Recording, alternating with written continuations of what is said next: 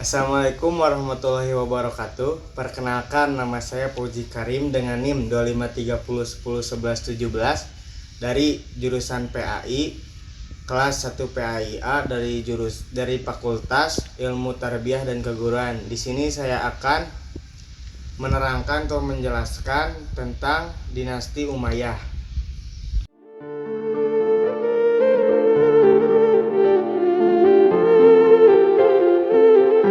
Pada abad ke-7 Masehi, setelah wafatnya Khalifah Ali bin Abi Thalib, dunia Islam memasuki babak baru. Di tanah Syam, sebuah dinasti berdiri dan menjelma menjadi salah satu kerajaan terbesar dalam sejarah manusia.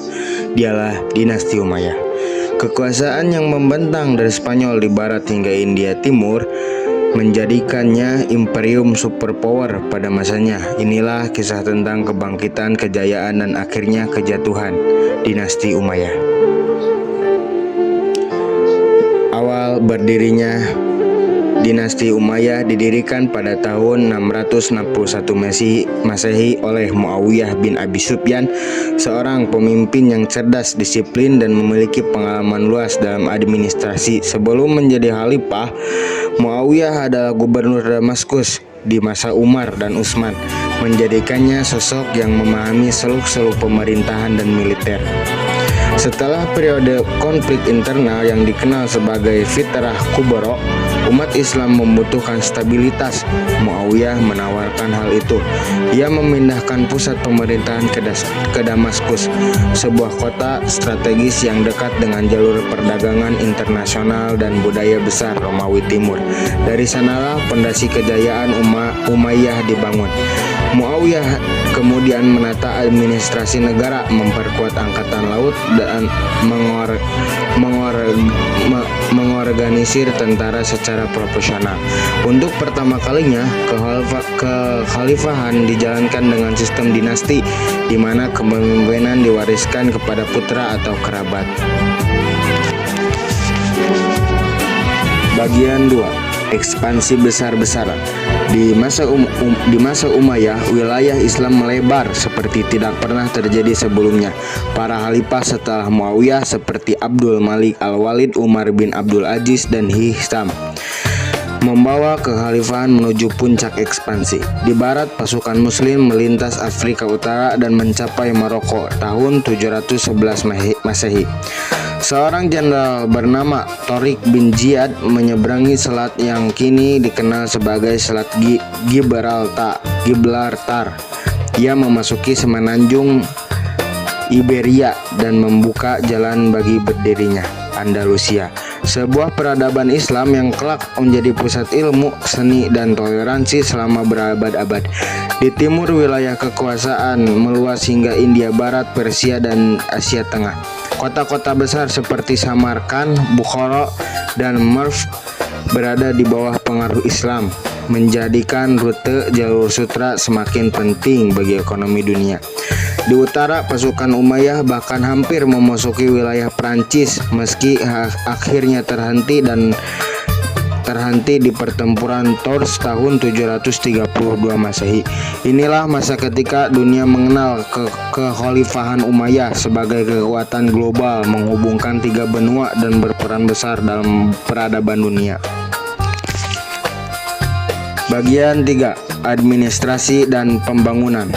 Kekuatan besar membutuhkan tata kelola yang kuat. Khalifah Abdul Malik bin Marwan memainkan peran penting dalam memperkuat administrasi negara. Dialah yang menjadikan bahasa Arab sebagai bahasa resmi pemerintahan, mencetak mata uang dinar dan dirham sebagai desain khas Islam, membangun sistem pos dan administrasi yang lebih modern. Pada masa putranya, Al-Walid bin Abdul Malik, pembangunan fisik menjadi fokus. Di masa inilah dibangun Masjid Umayyah di Damaskus. Setelah satu masjid terindah dan tertua di dunia, serta perluasan Masjid Nabawi di Madinah, transportasi, jalan, dan layanan publik diperbaiki, rumah sakit didirikan, wilayah kekhalifahan semakin tersambung, menjadikan ekonomi semakin stabil.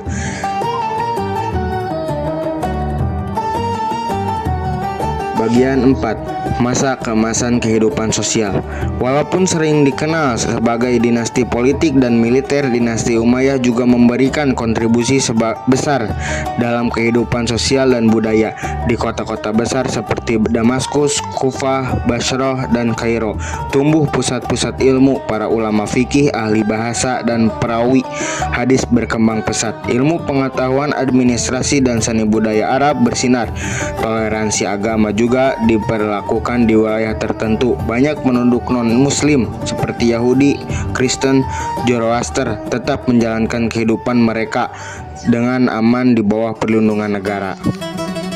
Bagian 5. Tantangan dan konflik. Namun, semakin besar kekuasaan, semakin banyak pula tantangannya. Dinasti Umayyah menghadapi beberapa masalah besar yang perlahan melemahkan mereka. Pertama, muncul ketegangan antara Arab dengan non-Arab atau sering disebut mawali.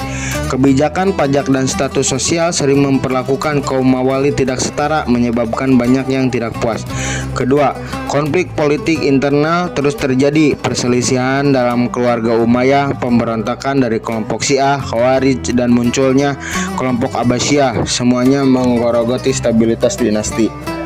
Ketiga, wilayah yang terlalu luas sulit dikendalikan. Komunikasi militer dan administrasi harus bekerja ekstra untuk menjaga ketertiban. Semuanya ini menjadi bom waktu yang pada akhirnya meledak.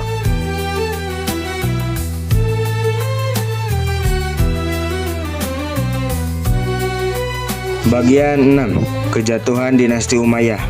Puncak kemunduran terjadi pada tahun 750 Masehi ketika gerakan Abbasiyah melakukan pemberontakan besar dan berhasil menggulingkan kekuasaan Umayyah.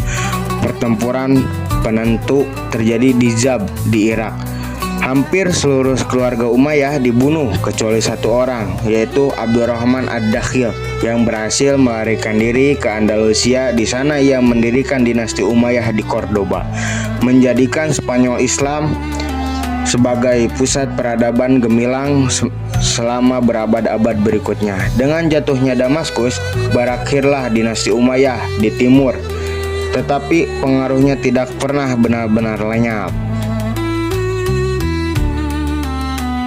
Yang terakhir yaitu penutup. Dinasti Umayyah dikenang sebagai kekhalifahan yang membuka jalan bagi penyebaran Islam ke berbagai penjuru dunia, membentuk sistem pemerintahan modern, dan membangun peradaban besar yang menghubungkan tiga benua.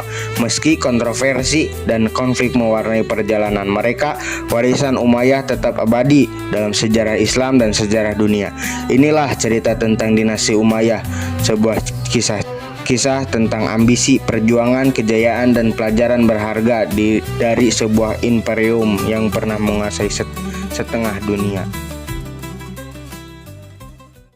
Nah, itu sekian dari video dinasti Umayyah, teman-teman.